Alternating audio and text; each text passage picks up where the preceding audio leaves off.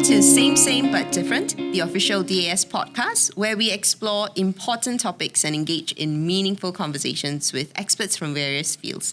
I'm your host, Dr. Geetha Shanta Ram, and today we have an exceptional guest, Dr. Martin Bloomfield, with us. Dr. Martin is an expert in the field of dyslexia with a personal mission to change the way we perceive and support individuals with dyslexia. He's the founder of Dyslexia Bytes, editor-in-chief of NeuroConverse, and steering committee member of the Accessible Learning Foundation. Welcome to the podcast, Dr. Martin. Thank you very much for having me. It's an honor. So maybe we'll start with our origin stories. Sure. Yeah. So, for myself, my personal journey with dyslexia started with my dad, actually.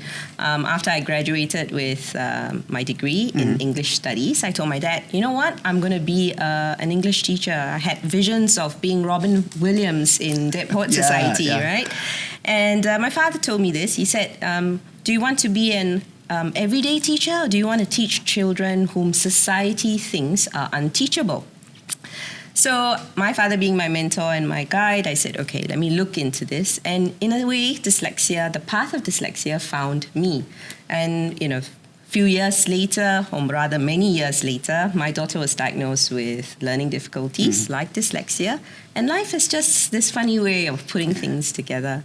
So, you have 20 years of experience in dyslexia, right? But maybe you could share with me your origin story. Well, it's almost as though you were talking earlier about your own daughter and the experiences she had. And I was thinking, that's just like me. That's just like me. That's just like me. I had all of those experiences at school. I was the bottom of the class in almost everything. I was held back a year twice.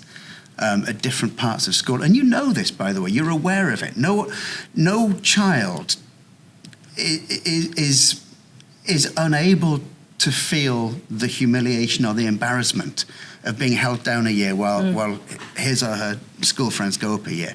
And all the young kids come up into the class and you know it and they know it, and it's an uncomfortable experience. I never realized what was going on. The fact that I couldn't understand, not only could I not understand the homework, but I couldn't understand why I couldn't understand the homework. I couldn't master the spelling. I couldn't do the reading. And no one ever assumed anything other than I was a bit stupid. But it was never really picked up on because I was quite good at one subject, which ironically was English. And although I couldn't spell, and my reading was and is atrocious, I was always really good at analysing English stories and texts and stuff. So I'd find out from other people what they were about, and I'd come up with great analyses, and the teachers would all go brilliant, and I'd get high marks. And so nobody assumed that anything was different about me. And so I just struggled through school, failing exams, failing tests, getting low grades, feeling confused, feeling humiliated, feeling completely alienated from the entire system. And I left school a year or two after most of my friends had left. And just wanted out, and I became unemployed for a while because it just seemed like an escape. Being unemployed, I was on a government training scheme to teach us how to get employment skills, one of which taught me to touch type. And I was on this scheme, and I met a girl, Nicola Ball, and I remember her really clearly, and I wish I knew where she was now. I've looked for her, I've tried to find her, can't find her. She was the first person, apart from my mum, to say, actually, Martin, you're quite intelligent. No one had ever said that to me. And she said, why don't you try to go to university? And it had such an effect on me that I took a night school course, got an A-level, and scraped an A-level, got a C, and went to university and absolutely flourished when I was there. But even so, I was taking my master's degree. I was 30 years old, and I was just about to hand it in. And I still had friends who kept telling me, we think you're dyslexic. And my tutors and lecturers would say, I like your work, Martin, but you're lazy. Why don't you ever do the reading? Or they'd say, your work comes out of stream of consciousness sometimes, or something along those lines. And eventually I gave in and said, all right, I'll take a test, almost out of social curiosity. And it was then, when I was 30 years old, just about to hand in my master's degree, that I found out I was dyslexic. And I went through about 6 months of shame. With the diagnosis of With the the dyslexia? diagnosis, I felt ashamed. I really did. And why do you think that was the case? I don't know. I've thought about this, and the best answer I can come up with is that when you're at school, when you're a child, you get your value, you get your sense of value and your sense of worth from the grades that you get. Yes. That's pretty much the only way, the only route your worth comes. And if you get low grades, you have no value, you have no worth. And especially among your school peers, your school friends, you could call them if they're friends. You are at the bottom of the value pile. And when I got to university, and when I found that I could do it at university, it felt that finally I had value, I had worth. And getting that diagnostic assessment, there was this feeling that no, actually, he's asking for a hand up. He's asking for that sort of the handicap in golf. He's asking for a little bit of help. And therefore, I didn't have that worth. The worth only came with a bit of help, or with people saying, "Oh well, but he's dyslexic," and so it felt almost that diagnostic assessment dragged me back a couple of steps from the advances that I'd made. I find this quite interesting, and I'm wondering whether it's got to do with when you were diagnosed. My daughter, for example, when she was struggling in school, and you're absolutely right about the shame and about feeling completely inadequate because you are right, you are defined by your grades when you're in school, and that's their whole experience. And as parents, as much as we tried to encourage her and we tried to give her the support, she couldn't escape that feeling. But when she was diagnosed, and she was diagnosed when she was in primary 3, that would make her about 9 years old, she would happily go around telling everyone, "I'm dyslexic." And at some point I was also wondering, is this girl using this as an excuse? But what it did give her was a sense of belonging and relief. Now she understood that it's not that she doesn't have the intelligence to be able to cope with what's happening. She was now able to tell her teachers, "But I'm dyslexic." She was able to tell her friends, "I'm dyslexic." And she was able to, I think, find ways in which her talents could shine. And I wonder if that could be the reason. There's a lot to do with that. So first of all, I did have friends who, when I said, "Well, I'm dyslexic," don't rush me, I'm trying to note the phone numbers down, "I'm dyslexic," they did give me the, "Well, this is just an excuse" line. And that really, that cut, that was like fingers down a chalkboard, that really was. On the other hand, you say, "Well, now I know I'm dyslexic," but what does that even mean? What does it mean to be dyslexic? And as we know, the international panel we had here, it means different things in different countries. I've had 2 dyslexia assessments because in those days they didn't carry over. So if you left one institution, went to another one, you weren't dyslexic anymore officially, And on the first one, they didn't tell me what it meant. They just gave me some very vague, you have issues with whatever, and without any explanations. The second one, they gave me a booklet about that big with loads of details about what all the tests meant. Which you had to read. I don't know this, And so I had to do my own research to find out what it actually meant. And this is one of the things about finding out you're dyslexic. A lot of the time, it comes as a label, and that label has a value, and you or your family or the people around you give it a value. It can be positive, it can be negative, it can be an excuse, it can be a reason, whatever it is. But at least in the United Kingdom, it's not obvious that it tells you anything. I see. Well, thank you for sharing your experiences growing up and how you discovered that you were dyslexic and the challenges that come with being perhaps diagnosed at a later stage. I also wanted to maybe understand, one of your core messages is that dyslexia should not be seen as a deficit, which I totally agree with, right, or a disability. Perhaps you can elaborate on that perspective and explain why it's important for us all to shift our mindsets when it comes to that. Well, there's a couple of things. First of all, we're in the middle of almost a dialectic. So you start with the thesis, then you go into the antithesis, then you get the synthesis. The thesis was always that dyslexia is a learning disability or a learning disorder. And it was medicalized almost. The antithesis became that dyslexia is a superpower or it's a gift. And neither of these seems to kind of work in the lived experience of a lot of people with dyslexia. So I think it's important that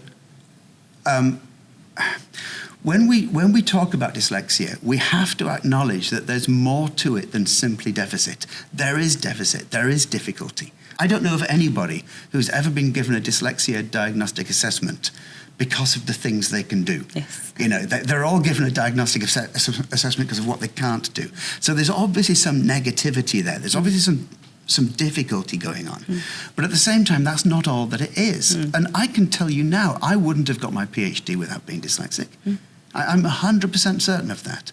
Because the more I looked into dyslexia, the more I understood what it was and how that intersected with who I am. And I understand my dyslexic traits, and I understand that it's those traits that got me as far as I got. It was those traits to begin with, coupled with a schooling system that didn't understand, that held me back so much at the beginning of my academic life. And towards sort of the more mature aspect of my academic life, it was those traits coupled with an academic system that tried to give me the space to be who I was that allowed me to succeed. It's that aspect of the way that I think about the world, the way that I make kind of connections that other people wouldn't make. When we look at it as a difference, and if you can look at it as a cognitive difference, and it is a cognitive difference and a neurocognitive difference, then essentially if you draw a brain out of triangles, like be some kind of weird Picasso, and imagine you've drawn a brain out of triangles, then you draw a brain out of squares, and then you join all the corners of the triangles together and all the corners of the squares together, and the lines don't go in the same directions.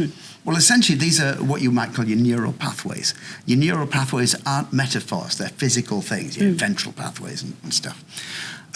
And a dyslexic's neural pathways are genuinely pointing in slightly different directions, which means you're processing information slightly differently, which means in layperson's terms, you're thinking slightly differently. That's partly to do with why so many dyslexics score so highly on creativity tests, the Torrance test, for instance, because creativity is basically just thinking differently. That's more or less what it is. And so as long as we stop looking at dyslexia as purely deficit-based, we accept that there are difficulties, but we also accept that there are things about who we are and the way our brains work that are actually not bad, then it allows us to explore that aspect of ourselves. And at the same time, this is something I'm going to talk about tomorrow a little bit. We already know that where people look at dyslexia as a negative, that has a negative effect on the dyslexic kids themselves. Yes. So if they're surrounded by an environment where people think that dyslexia is negative, they'll talk about it as though it's negative. They'll treat the dyslexic kids as though they're somehow broken. And that has a negative effect on their educational outcomes, mental health outcomes, economic outcomes, all sorts of things. Right. And so when we say let's not look at it as a negative, there's a couple of reasons for that. One reason is that there is some evidence to show that there are positives associated with it as well, in general. Another reason is that where we just look at it as a negative, that actually damages the kids that we're trying to help. Yes. And so we need to have a different way of looking at it. And one of the things that I do, so if I give a training course, for instance, a really easy win is to say, okay, this is your definition of dyslexia. Now let's rephrase that to be something slightly less negative. Let's rephrase it to take out the word disorder and replace it with the word difference, that kind of thing. Yes. And if we can do that, then we have an easy win.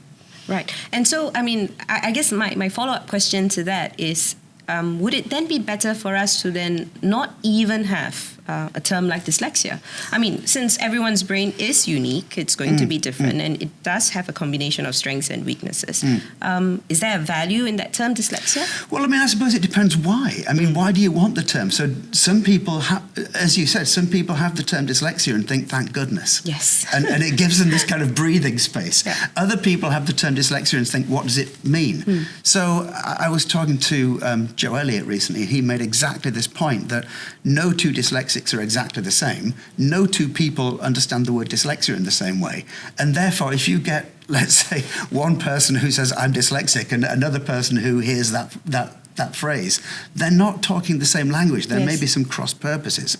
So at the very least, we need to be able to say, this is what it means. So a common sort of definition. Not a common definition. I'm really keen that we don't have a common definition, because what happens with common definitions is we tend to want a universalized common definition. And a universalized common definition is, as it were, it's culturally ignorant.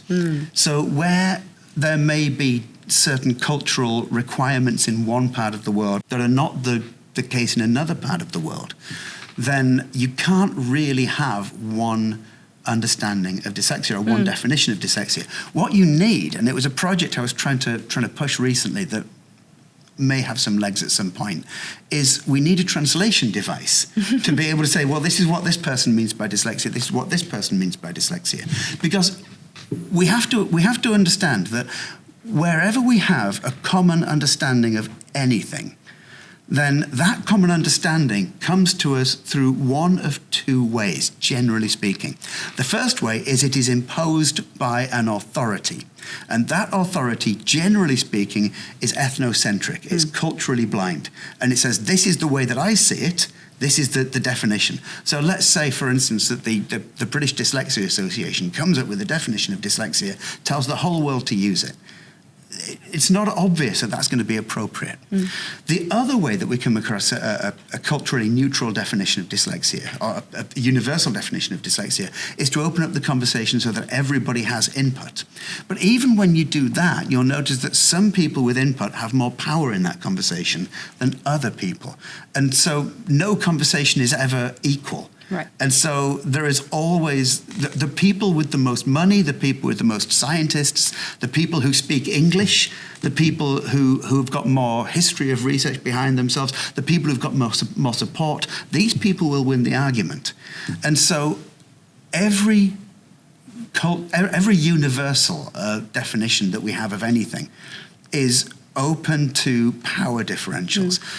Where you're talking about something such as dyslexia, where you have vulnerable kids, where you have, to begin with, you have, as it were, inequality, and we have people's mental health to look after, we have to be careful to avoid these power inequalities, because it's the power inequalities that can contribute to the mental health problems. It's the power inequalities that can contribute to the inequalities that are inherent within the education systems that we have.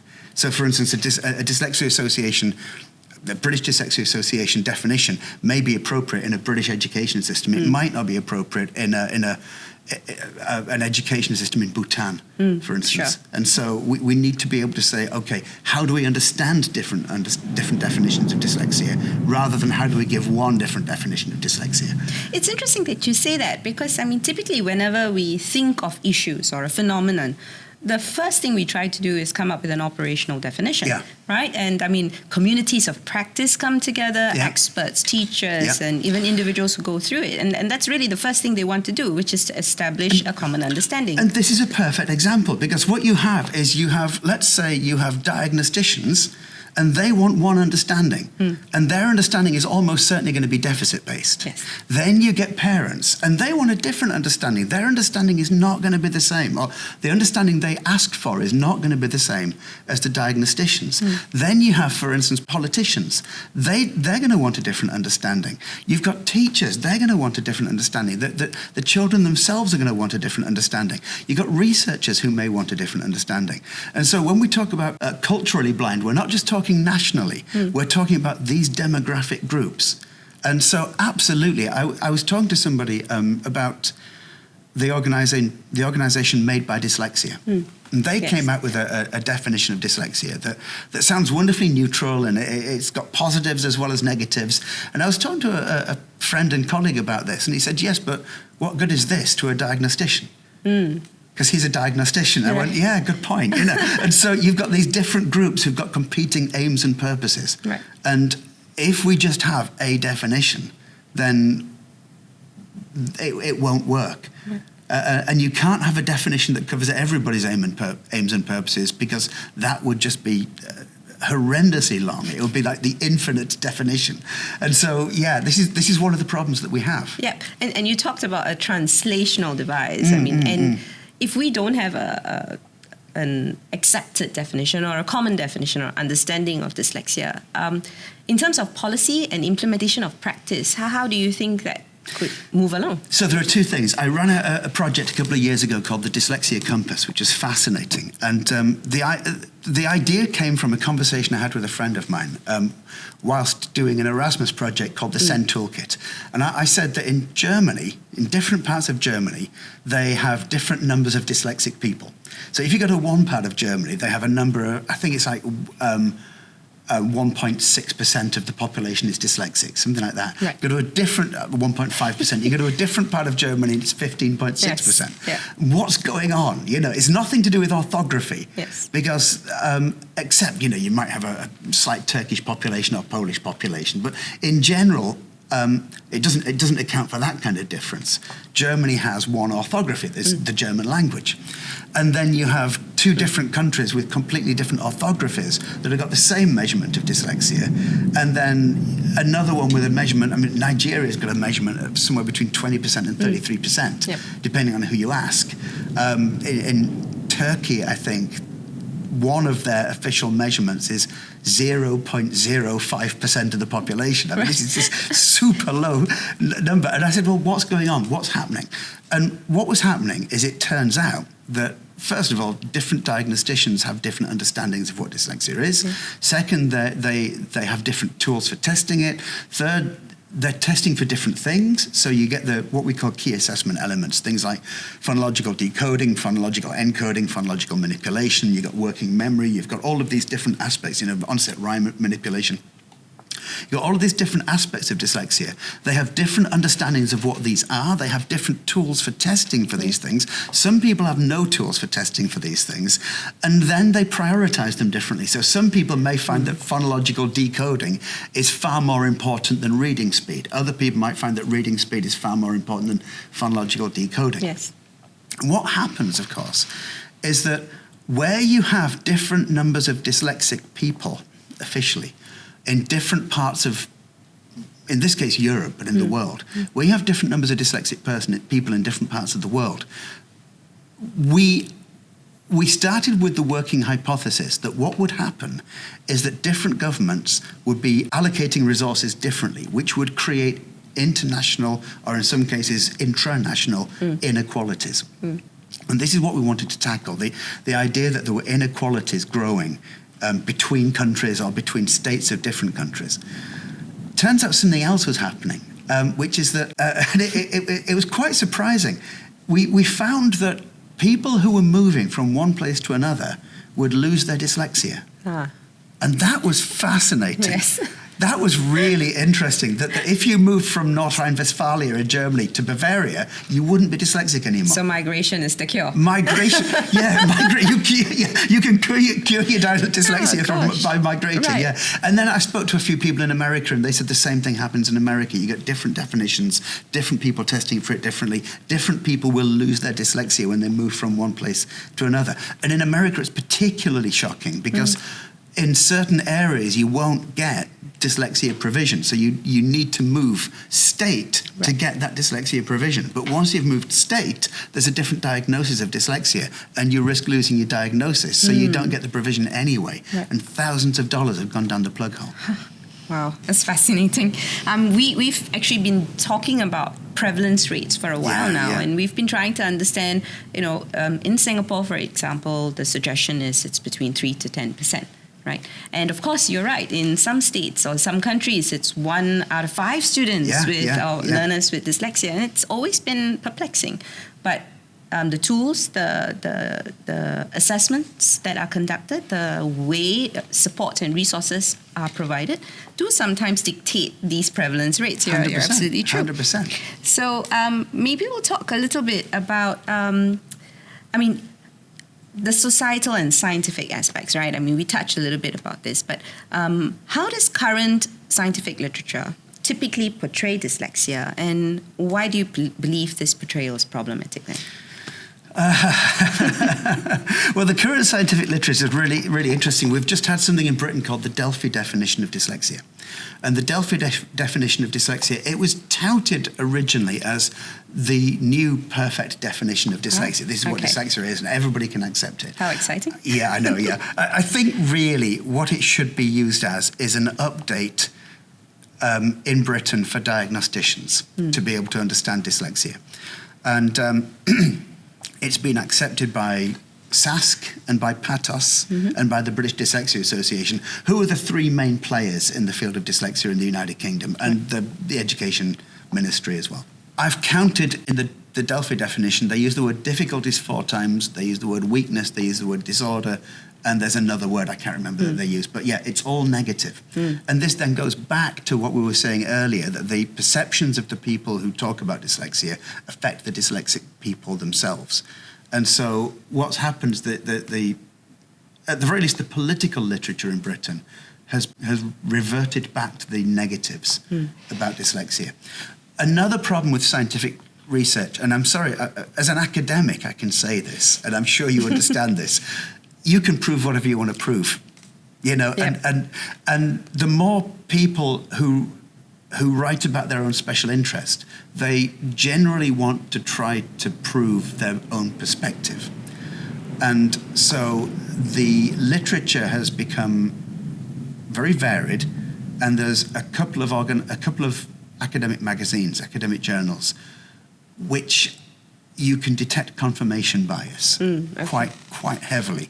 But the people who want to use the articles in these journals won't look for the confirmation bias, so they'll use the source material, they use the references to prove their own point. Yes. And this is one of the things that's becoming quite difficult in academia.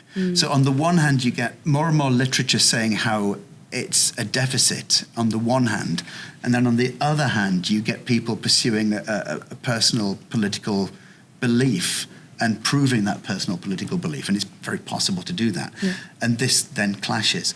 There's something else that, if I can talk about this for just a second, sure. I'm involved in a research project with a couple of academics in Germany, and we're looking at dyslexia and AI.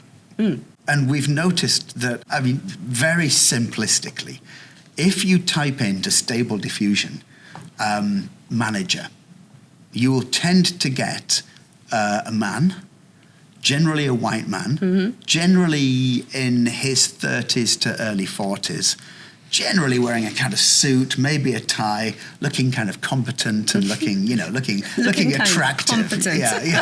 Competent and attractive. You then type into the same search engine Dyslexic manager, and you'll get somebody looking like the Scream from Munch's painting. You'll get someone with his hair all over, usually still a man, the same age, the same demographic, but looking like they're having some form of psychological breakdown. Wow, that's shocking, actually. It really is. Now, what this shows that there is a bias within AI about understanding dyslexia, where AI is then used for things such as recruitment adverts, hiring, promotion, healthcare, Medicare, where it's used for marketing, where it's used for almost anything, that bias gets filtered into these things. And so you get, for instance, AI used these days in HR to look for promotion and look for...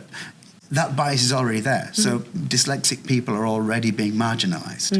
And this is terrifying, to be honest with you. I mean, this is years after, say, Rod Nicholson talked about the strengths and employability of individuals with dyslexia. So it's indeed shocking. This is the image that AI draws up for someone. He had a point. I mean, he said, I remember he said at one point that really the reason that back to an earlier question, the reason we have a definition of dyslexia or a diagnosis of dyslexia a lot of the time is for money. People, on the one hand, people want accommodations at school, and on the other hand, schools want money from the government. Yes. So people are using it to get money. I mean, I remember he said that, and it made me think that's a really good point. It's practical. Yeah. Which actually brings me to this point. I do agree with you. I think it's important for us to talk about the strengths. It's a balance. I think we do need to look at both aspects of what dyslexia might cause for an individual. But parents have often told me this. It's almost a call to action. If you do not identify the difficulties within that dyslexia definition or label, then nobody's going to do anything about it. Yeah. And for a parent who's got that issue and wants to, get some support for their learner, it seems that the term deficits and difficulties are critical. Yeah. And again, it's relative to an education system as well. Because within an education system, if you have that label, that diagnostic label, you won't be able to get anything without the diagnostic label. On the other hand, then you've got the kids who present very similar to dyslexia, who don't have a diagnostic assessment, and they lose out. Yes. And there seems to be a massive unfairness. It's an injustice, for sure. Yeah. I'd like to talk a little bit about your various initiatives. You've been very active in raising awareness about dyslexia. Perhaps you'd like to share with us some of your pet initiatives and the impact they've had. The pet initiatives. Okay, so... You've got to pick a few from them. I'll pick one. The Dyslexia Map. I'd love to talk about the Dyslexia Map. Yes. So it began in lockdown, and I have a fascination with maps. Maps are beautiful things. They're beautiful visual representations of so much information. We're getting to know you much better now. Yeah. You can get everything from the Peters projection map, which makes the world look different, but actually is an accurate representation of cubic feet or something, to Roman maps of Britain that were built not on space but on time it took to get from one place to another, to things like the Inglehart-Welzel culture map, which you might have heard of or might not have heard of, but it's phenomenal. It helps you understand different cultural values around the world. It's brilliant. You clearly know your maps. I'm a real geek when it comes to maps. I wanted to play around with the idea of what I could do with a map, something to do with dyslexia. And so I just took a Google map and thought, well, what can I do with it? Will I be able to use it? And I just placed on the Google map dyslexia bites. I thought, right, okay, there I am. And I found, I turned it off, turned it back on the next day. It's still there. I went, all right, okay. Then I placed a few others on and thought, this is interesting.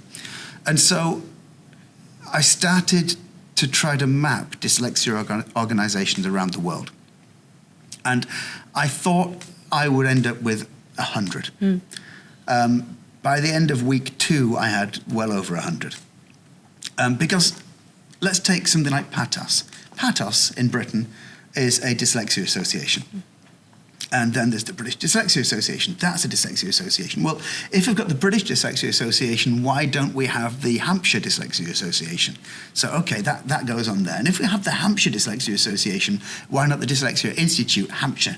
And so that goes on there as well. And suddenly, the boundaries for what constituted a dyslexia association seemed to collapse. And I started placing parent support groups on there. I started placing organizations who produced scanning pens.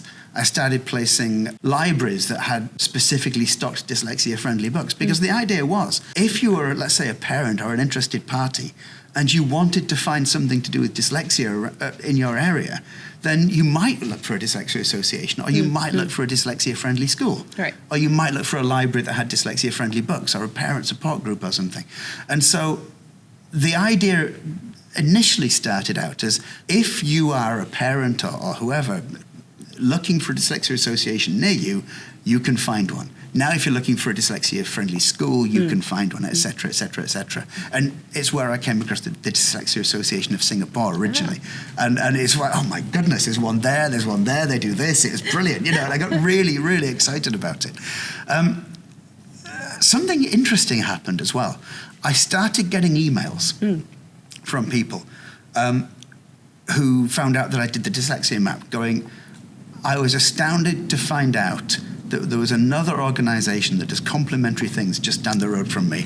I didn't realize. Now we're involved in a project together. Right. And it's that idea of bringing people together. It had that kind of secondary effect that to me was just fantastic. So it's collaboration. You're building this community, and it's a global community. It's a global community, yeah. And I had a few political decisions to make early on. So one of them, for instance, was who do I include? So I could include a national dyslexia association, local dyslexia association. Well, okay, they're all, I suppose, what does it mean to be official? So this dyslexia association is as official as that. So I had to make that decision of, I would include a dyslexia association, even if it was, for instance, the Dyslexia Institute and the Dyslexia Association of Hampshire and the Hampshire Dyslexia Association. They could all go on there. Right. Another decision I had to make, this is really, really interesting, was there are associations there that I think are complete nonsense. Oh, and they're still on your map. They're on the map. Yeah. And it was a really difficult decision to make because I'm not God. I don't know. I'm learning all the time. And there are things that I'm learning about dyslexia associations, or about there are things that I'm learning about dyslexia, about accommodations for dyslexia, about the way that dyslexia is looked at, that I didn't know when I started building the map. And if I'd made decisions to leave certain organizations out at the beginning, then I might have to go back and find them again. Right. And that's it was a difficult decision, because there are places in America that still do electroshock therapy. And it's like, oh my God. And so what I tend to do with these is I'll put, instead of, normally what I'll do is I'll find the organization, and then I'll take something from the website and put it into the Google map. So it's got the logo, it's got the address, it's got the contact details, and it's got a bit of blurb about the organization. So when you look at it, it's all there. With the slightly dubious ones, I will put maybe one line. Claims to help dyslexics with shock treatment, something like that. Right. And so I'll make that kind of standoffish claim. Right. But it's not up to me to leave them off. I see. I was going to suggest something simplistic like a color code. Avoid. But I think that might work better. So, Dr. Martin, studies show that a significant number of the incarcerated may have undiagnosed dyslexia. Just under 50% of the prison population, perhaps. And to prevent intergenerational offending, what can we as a community do? Thank you for the phrase intergenerational offending. That's a really important thing, because the number of people who are in prison whose parents were in prison, at least one of the parents, usually the father, was in prison, is enormous, really enormous. Yep.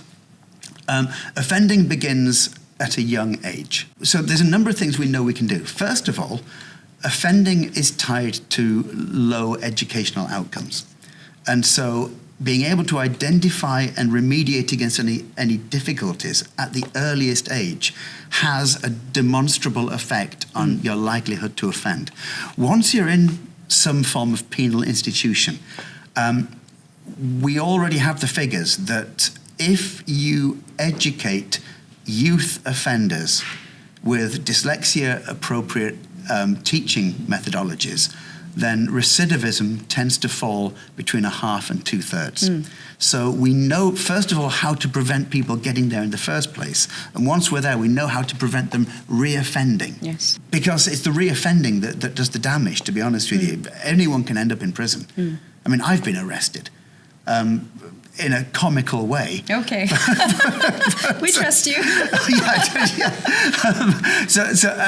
But this is one of the things I found. I mean, it was for a civil offence, and it was but one of the things I found is once I'd got caught in that legal system, I couldn't get out, because my executive function and my ability to sort of sort out all the letters that I was getting was put under enormous pressure, and I got so much wrong. So once I'd got into that system, I couldn't get myself out of that system. Exactly the same goes for a lot of criminal offenders. But more so, I'm lucky in that I'm reasonably well educated and have kind of certain of the emotional resources that I might need to be able to sort a situation like that out. A lot of people have neither the education, nor the emotional resources, nor the social resources to be able to ask people for help. So this is, again, once you've had a poor education system and you've been alienated, you lose the social resources as well as the emotional resources and the academic or the intellectual resources. There was a study I read recently about how in Britain, 90% of long-term school avoidance is to do with special educational needs and disabilities. 90%. Wow. And when I say long-term, what I mean is missing over 50% of school. Right. 90% of that is special educational needs and disabilities. Now, of that, dyslexia is going to be, 75%, something along those lines. And so once you get into the cycle of avoiding school, there's also then school exclusions. And 60% of school exclusions are dyslexia-related school exclusions, or round about 60%, depending on which figures you read. Sure. And so most offending is to do with exclusions and avoidance as well, or at least there is a strong link between avoidance and exclusion and offending. Right. I go back to my time as an undiagnosed dyslexic. I found school humiliating, I found it confusing, I found it alienating, I found it terrifying. I would feel physically sick at the thought of going to school. I would be one of those kids crying himself to sleep the night before going to school. Almost every week, you'd find me crying myself to sleep because I couldn't stand the idea of going to school. Sure. And where we have an education system, and this education system is different around the world, but where we have an education system that covers dyslexic kids with that fear and confusion and alienation, then they're going to avoid, or they're going to rebel and get excluded. And that's the pathway to prison. Right. And so addressing long-term absenteeism, trying to find ways to encourage them and give them the support they need to, enjoy and feel like a part of that classroom community is important. And, right? and trying to stop that feeling of worthlessness that's given to you by your low grades. Yes. Well, as we wrap up, thank you so much, Dr. Martin, for sharing your insights and experiences with us today. It's been a truly enlightening conversation. Thank you. And I've just got to say, I feel embarrassed because I'm talking to people who really know their stuff, like you, Geetha. And you're so kind. I really, it's an honor and a privilege for me to talk to you. Genuinely, it is. Thank you very much. And well, for our audience, thank you for listening to us and for tuning in. Be sure to follow us on our social media handles for more inspiring conversations. Until next time, take care and stay curious.